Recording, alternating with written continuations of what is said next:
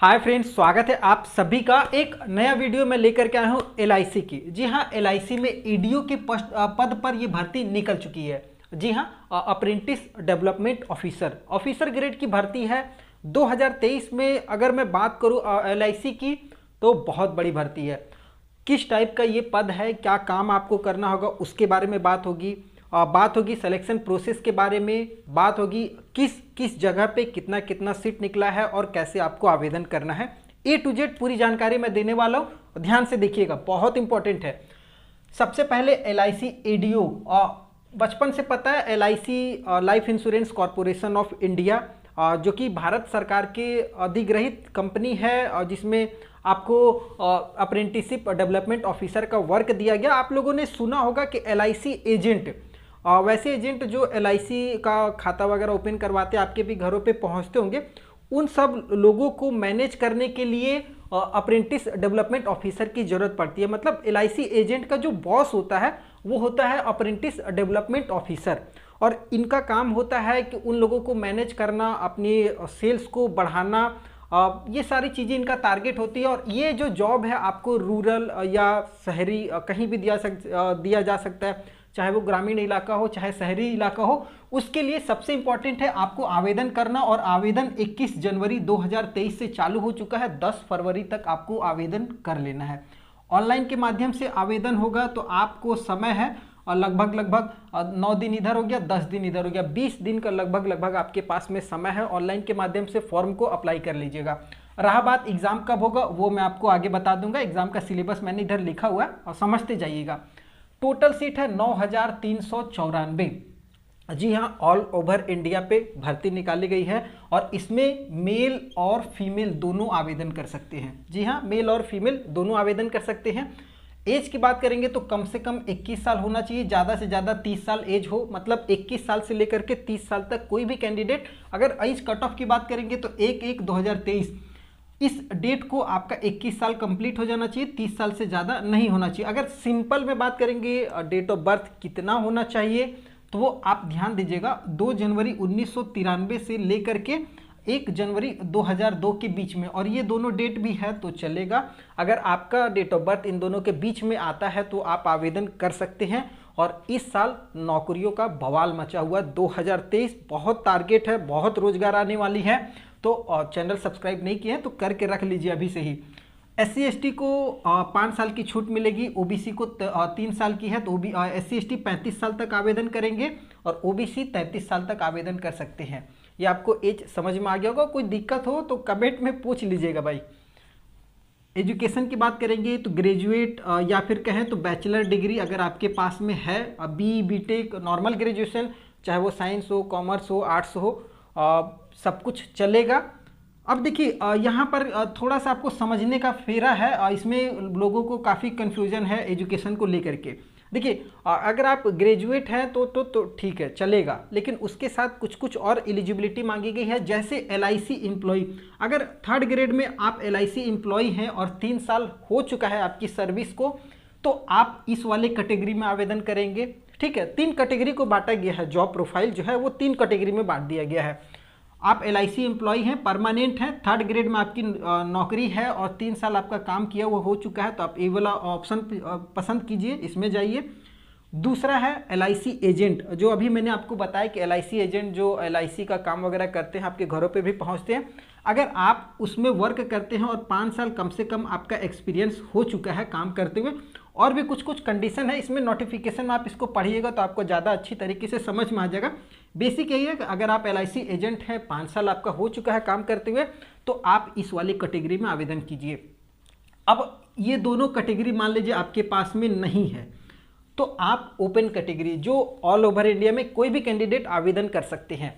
ठीक है, अब ये है ओपन मार्केट, मतलब ओपन कैटेगरी जिसमें आप नॉर्मल ग्रेजुएशन हो और आपके पास अगर 2 साल का फाइनेंस का या LIC का या किसी भी तरीके का एक्सपीरियंस हो उस फील्ड का, तो आप यहाँ पर आवेदन कर सकते हैं। लेकिन एक्सपीरियंस जरूरी है, 2 साल होना चाहिए आपके पास। अगर ये है तो आप आवेदन कीजिए। कोई कन्फ्यूजन होगा आप हमारे टेलीग्राम चैनल से जुड़िए, वहाँ पर मैं आपको सारे प्रॉब्लम को सॉल्व करूँगा, या फिर आप कमेंट भी कर सकते हैं, मैं पूरी आपको मदद करूँगा। सैलरी बहुत इंपॉर्टेंट है, काफ़ी लोगों का ध्यान इस पे जाता है। 51,500 रुपये इन हैंड सैलरी आपको मिलने वाली है, इन हैंड 51,500 रुपये। उसके साथ ही साथ बहुत सारा अलाउंस भी आपको हो सकता है दिया जाएगा, या फिर हो सकता है इसमें ही इंक्लूड कर दिया गया होगा, लेकिन 51,500 रुपये आपको सैलरी मिलेगी। ये आप क्लियर हो चुके हैं। भर्ती कहाँ कहाँ निकल करके आई है वो भी ध्यान दीजिएगा। सेंट्रल रीजन जो कि भोपाल पड़ता है 561 सीट वहाँ पर निकल करके आई है। उसके बाद ईस्टर्न रीजन में कोलकाता पड़ता है, वहाँ पर 1049 सीट टोटल निकल करके आई है। इसमें कैटेगरी वाइज भी सीट है, लेकिन मैंने जगह कम होने की वजह से कैटेगरी वाइज नहीं डाला है। नोटिफिकेशन का लिंक मैंने डिस्क्रिप्शन बॉक्स में दिया हुआ है, आप वहाँ से डाउनलोड कर लीजिएगा, आपको देखने को मिल जाएगा किस किस जोन में किस किस कैटेगरी में कितना कितना सीट है। ईस्ट सेंट्रल रीजन में बात करेंगे जो कि पटना है, जिसका मेन जोन 669 सीट है वहाँ पर। नॉर्थ रीजन की बात करेंगे तो न्यू दिल्ली जिसमें आती है 1216 सीट है वहाँ पर। नॉर्थ सेंट्रल रीजन जो कि कानपुर पड़ता है उसमें 1033 टोटल सीट है। साउथ रीजन जिसमें चेन्नई मुख्य जोन है 1516 सीट है। साउथ सेंट्रल जिसमें हैदराबाद आता है उसमें 1408 सीट है। वेस्टर्न रीजन मुंबई की बात करेंगे तो 1942 सीट है। तो सबसे ज़्यादा सीट अगर मैं बात करूंगा तो आपको मुंबई में देखने को मिलेगी। उसके बाद साउथ चेन्नई में आपको देखने को मिल रही है, हैदराबाद में भी बहुत ज़्यादा सीट है, बंगाल में कलकत्ता में भी सीट है, कानपुर में भी सीट है, न्यू दिल्ली में भी सीट है। तो इस रीजन में आप फॉर्म को अप्लाई कर सकते हैं। आवेदन करने का तरीका मैंने बता ही दिया और डेट यहाँ पर ध्यान दीजिएगा। आगे बहुत इंपॉर्टेंट है सिलेक्शन का प्रोसेस, ये बहुत इंपॉर्टेंट है, इसको समझिएगा। देखिए हम बात करेंगे ओपन कैटेगरी की सबसे पहले, ये वाली, क्योंकि इसमें जो आवेदन है लगभग 90% लोग इसमें आवेदन करेंगे, ठीक है। क्योंकि ये ओपन कैटेगरी है, सभी के लिए सूटेबल लगभग हो जाएगा। तो इसमें देखिए सिलेक्शन जो प्रोसेस है ना वो बेसिकली रखा गया है, एक प्री है, एक मेन एग्जाम है, उसके बाद इंटरव्यू होगा, उसके बाद मेडिकल एग्जाम होगा, तब फाइनल मेरिट बनेगा, ठीक है। तो ये सब सारी चीज़ें होंगी। तो देखिए प्री एग्जाम सबसे पहले होगा, वो केवल ओपन कैटेगरी के लिए होगा। ये ओपन कैटेगरी के जो भी आवेदन करेंगे उनका पहले प्री लिया जाएगा, और प्री जो होगा वो आपका 12 मार्च को होगा। कब अभी केवल मैं ओपन कैटेगरी के लिए बात कर रहा हूँ, इसके LIC एजेंट और LIC एम्प्लॉय के लिए बात नहीं कर रहा हूँ, वो मत ध्यान दीजिएगा, केवल ओपन कैटेगरी वाले ध्यान दीजिएगा, उनके लिए प्री होगा, जबकि LIC एम्प्लॉय और LIC एजेंट के लिए प्री नहीं होने वाला है, ये क्लियर रहिएगा।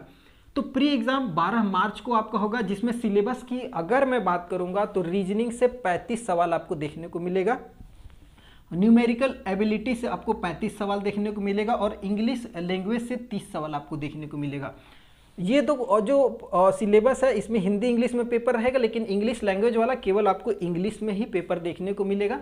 हर एक सवाल एक एक नंबर का रहेगा, मतलब 35 सवाल है तो 35 नंबर, इसमें भी 35 नंबर।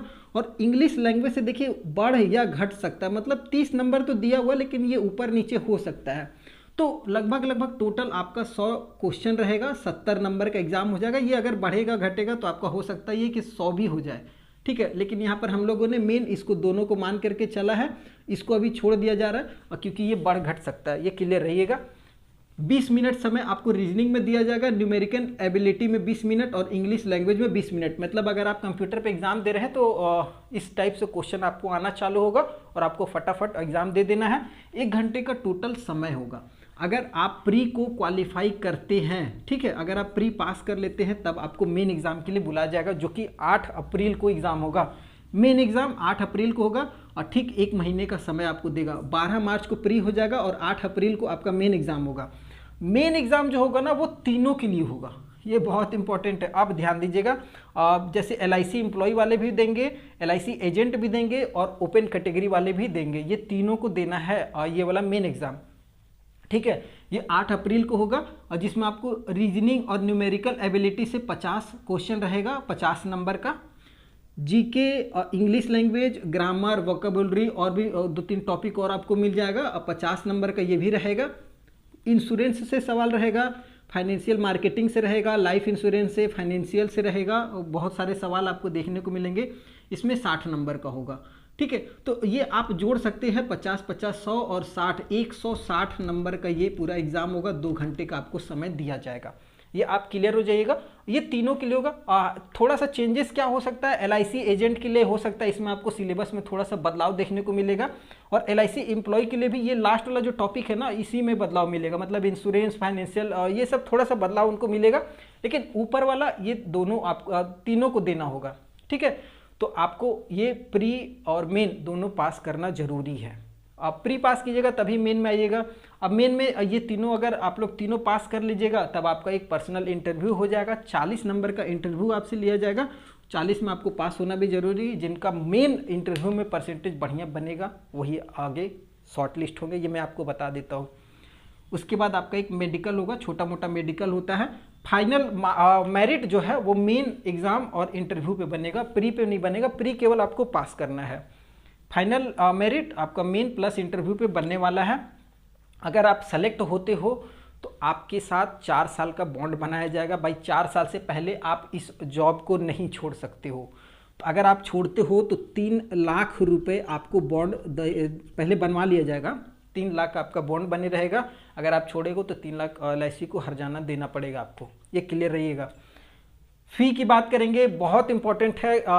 पता है बैंकिंग का कोई भी फॉर्म आप लोग डालते होंगे तो जनरल, OBC, AWS को 750 रुपये लगने वाला। यहाँ पर थोड़ा सा डीमेरिट होता है फ़ी को लेकर के, अपना अपना प्रोसीजर है फॉलो करने का। इसको 750 रुपये आपको देना पड़ेगा। अगर आप SC ST कैंडिडेट हैं तो 100 रुपये आपको लगेगा।